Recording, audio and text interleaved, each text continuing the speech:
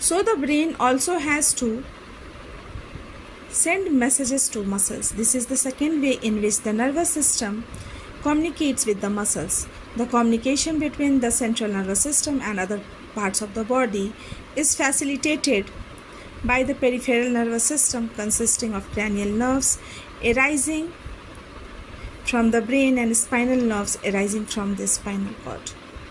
When we talk about peripheral nervous system, it is made up of 12 pairs of cranial nerves arising from the brain and 31 pairs of spinal nerves arising from the spinal cord.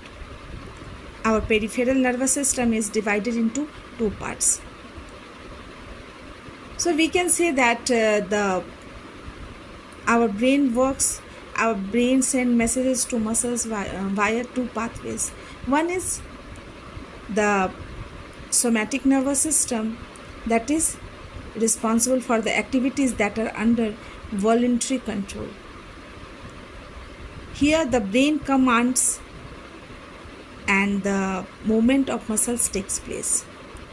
Whereas the autonomic nervous system is responsible for all the involuntary actions such as beating of heart, breathing, digestion, blood pressure, sweating, pupil size. All these are involuntary actions and these are performed by the autonomic nervous system.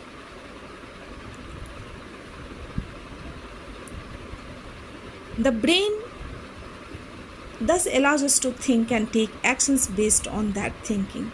So when we are talking about that, we are writing, we are moving, we are talking, all these are controlled by the somatic nervous system. But when we talk about heartbeat, when we talk about digestion, these are not under our control. These are involuntary and these are controlled by the autonomic nervous system. And these all together make the peripheral nervous system. As you will expect, this is accomplished through a complex design with different parts of the brain responsible for integrating different inputs and outputs. The brain has three major parts or regions, namely the forebrain, midbrain and hindbrain.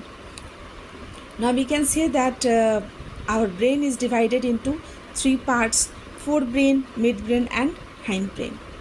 The forebrain is the main thinking part of the brain and it is the largest part of the brain. The forebrain is the main thinking part of the brain. It has regions which receive sensory impulses from various receptors.